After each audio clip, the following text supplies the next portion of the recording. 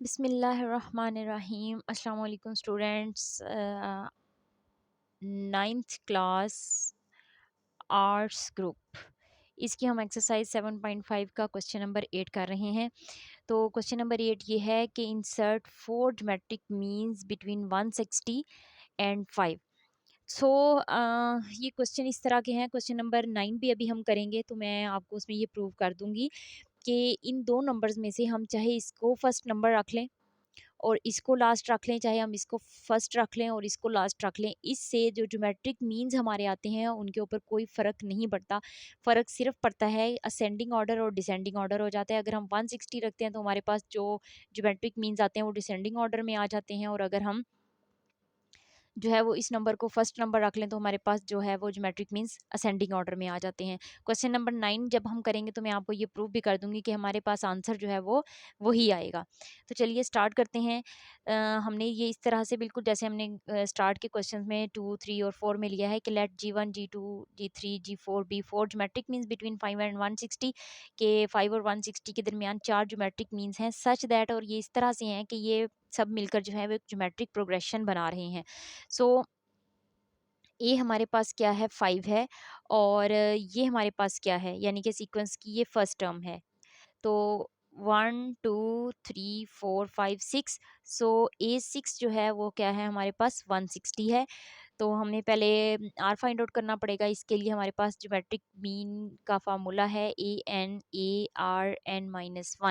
अब यहाँ पे n को मैं 6 पुट करूँगी। n को मैं 6 पुट क्यों करूँगी? क्योंकि मेरे पास सीक्वेंस की 6th टर्म मौजूद है, इसलिए मैं इसको A6 पुट करूँगी। सो यहाँ पर मैं n की जगह 6 पुट करूँगी, ए को अभी एज इट इज़ रखते हैं, आर हमें हमें नहीं पता, हमने फाइंड आउट करना है। यहाँ पे भी n की जगह 6 - 1 रखूँगी।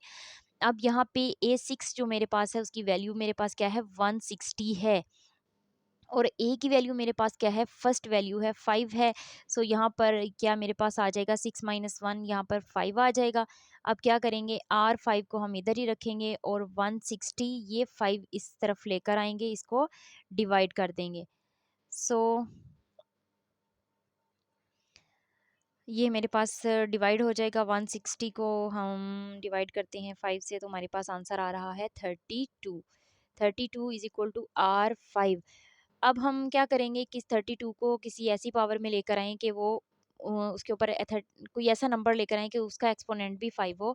तो यहाँ पर आर 5 है, सो हम 2 को जब हम 32 की फैक्टराइजेशन करेंगे तो हमारे पास ये 2 की 5th पावर आ जाएगी।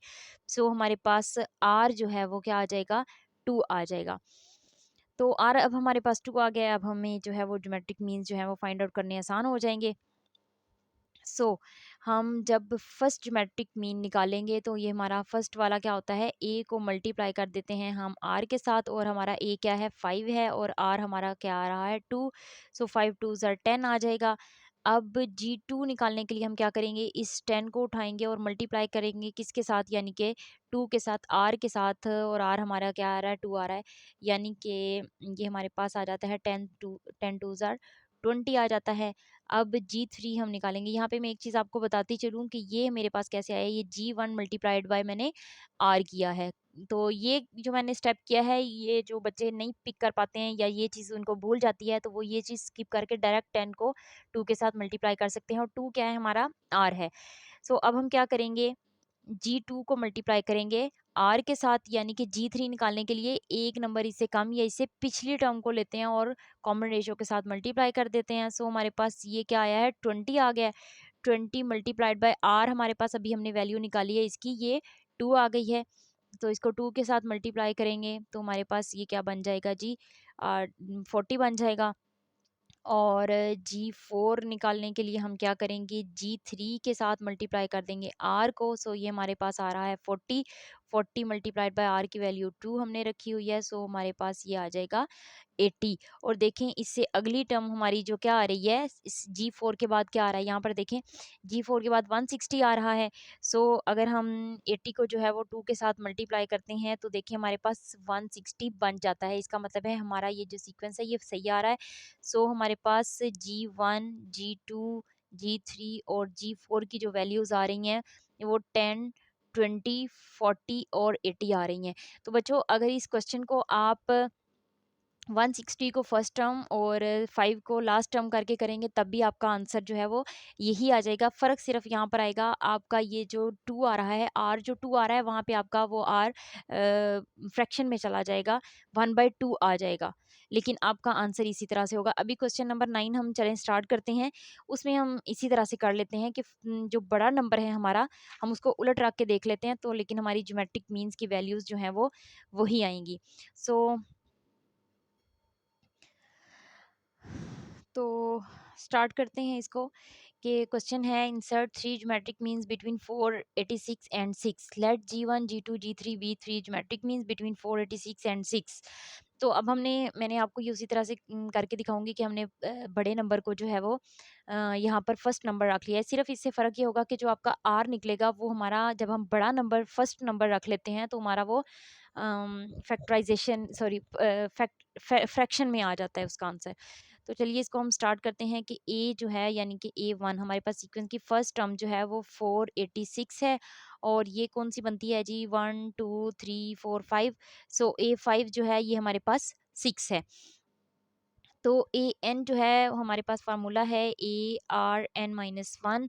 तो यहाँ पर अब मेरे पास 6 टर्म है, सो सॉरी 5th है, तो हम यहाँ पर N को 5 रखेंगे, A को अभी एज इट इज़ रखते हैं R, और यहाँ पर हम क्या रखेंगे 5 - 1। सो हमारे पास ये आ जाएगा A5 की जगह हम 5 की वैल्यू पुट कर लेते हैं, ये हमारे पास 6 है, ठीक है। और अब A की जगह पे हम ये वाली वैल्यू पुट कर लेते हैं 486, और यहाँ पर R क्या है हमारे पास या ये आ जाएगा 4 आ जाएगा।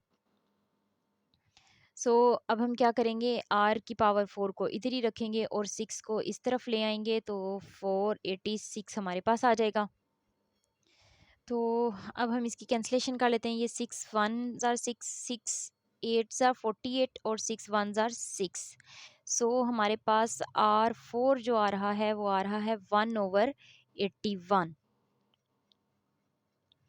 तो अब क्या करें, R4 इधर जो होल नंबर है 1 की तो कोई भी पावर ले लें, 3 की फोर्थ पावर 81 होती है। आप 81 की अगर फैक्टराइजेशन करते जाएं तो वो 3 पे ही कैंसिल होता जाएगा और हमारे पास 3 की पावर फोर्थ आ जाएगी। सो अब इसको कर लेते हैं कि अगर इधर R4 आ रहा है और इधर भी 3 की पावर 4 आ रही है, सो हमारे पास यहाँ पे भी जो R की वैल्यू आ जाएगी वो 1/3 आ जाएगी।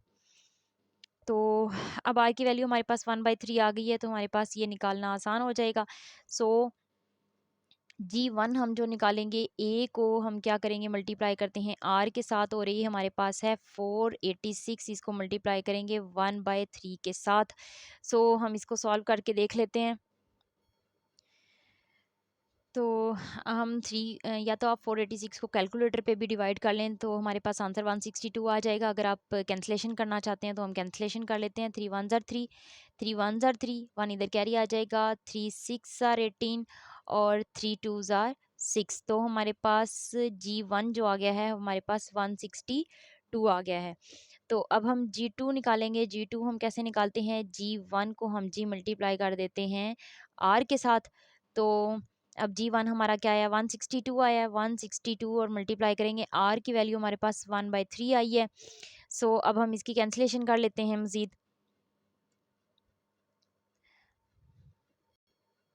162 को या तो आप 3 पे डिवाइड कर दें या फिर हम इसकी कैंसलेशन कर लेते हैं, आंसर ये सेम ही आएंगे। 3 1 ज़ार 3, 3 5 ज़ार 15, 1 इधर कैरी आ जाएगा तो ये 12 बन जाएगा, तो 3 4 ज़ार 12। सो हमारे पास ये आ जाएगा 54 आ जाएगा। सो G2 जो है वो हमारे पास 54 आ रहा है। अब यहाँ पे हम G3 निकाल लेते हैं। G3 हमने कैसे निकालना है कि G2 को मल्टीप्लाई करना है R के साथ।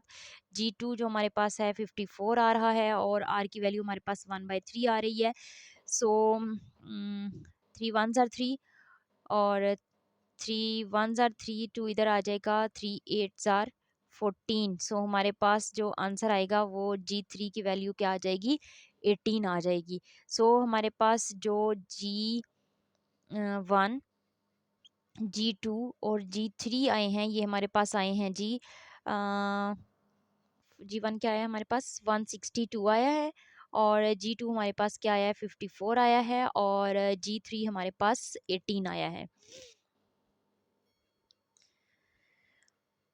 तो स्टूडेंट्स, अगर आपको वीडियो पसंद आई हो तो वीडियो को लाइक करें, शेयर करें, चैनल को सब्सक्राइब कर दें, हमारे चैनल को सपोर्ट करें।